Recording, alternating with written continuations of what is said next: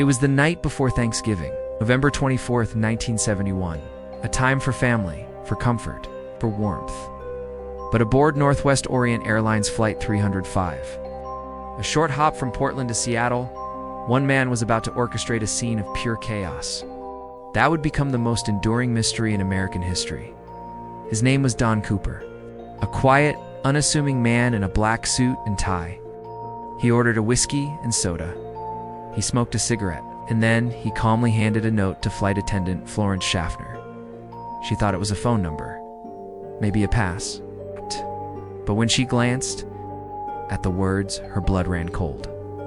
"Miss," it read, "I have a bomb. Look out the window. You are being hijacked." In an instant, the mundane flight transformed into a nightmare. Cooper opened his briefcase, revealing a jumble of red sticks and wires.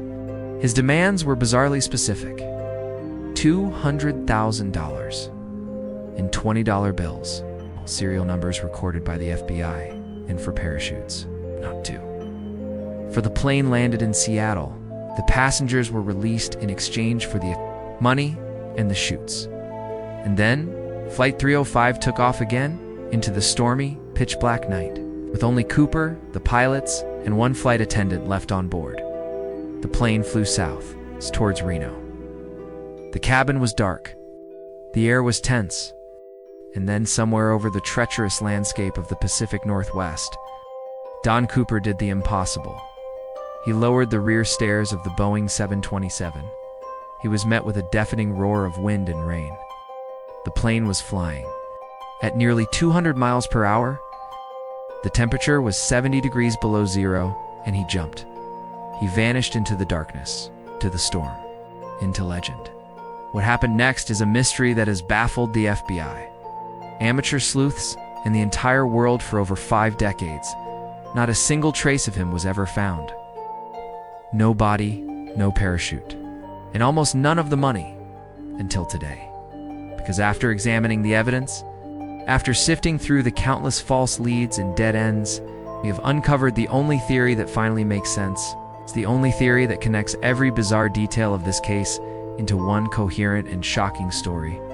This is not just another guess. This is the truth that has been hiding in plain sight all along.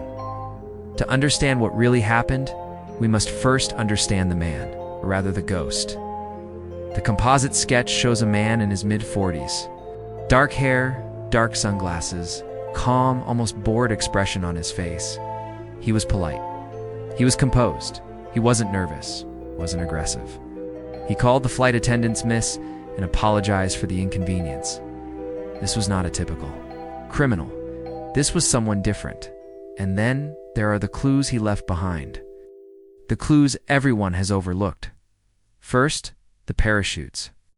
Why 4? If he was a professional skydiver, he would have asked for one specific high-quality parachute. He asked for 4. This was a deliberate act of meistering. Second, the money. $200,000 is a life-changing amount of money. Yet aside from a few decaying bundles found by a child 8 years later, it never reappeared. Not a single bill was ever spent. Why? Third, the jump itself. The conditions were suicidal.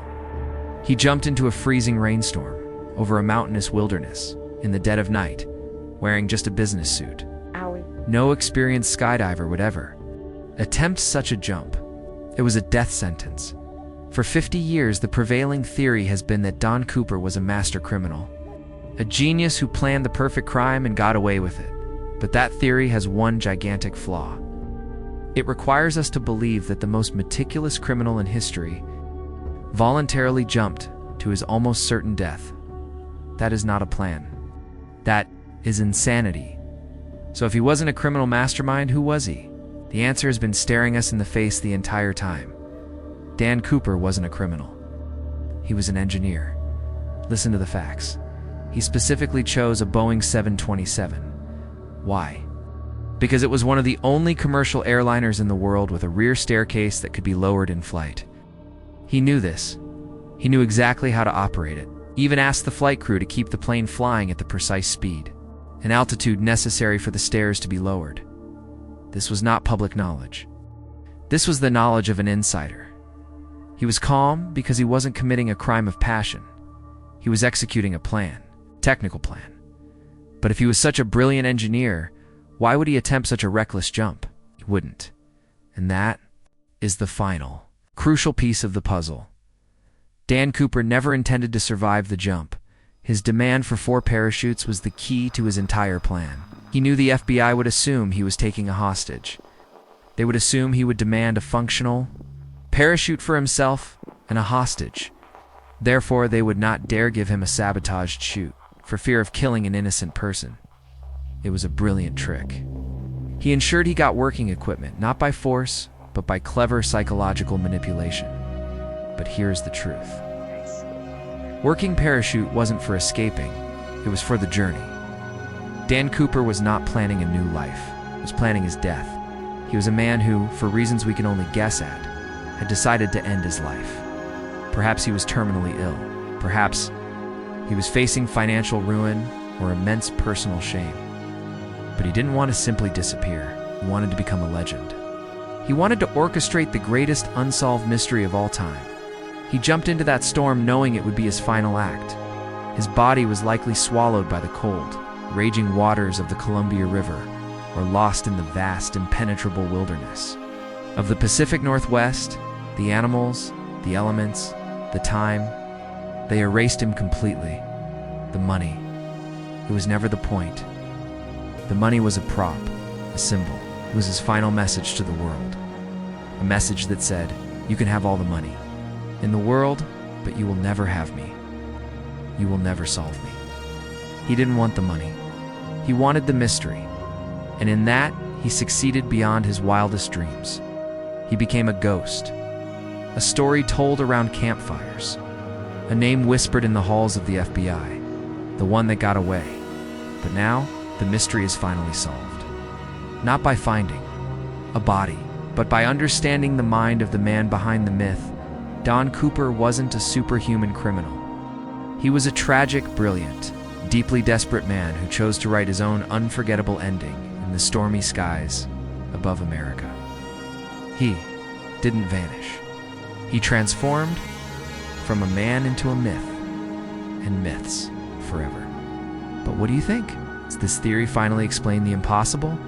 Or is the truth still out there waiting to be found?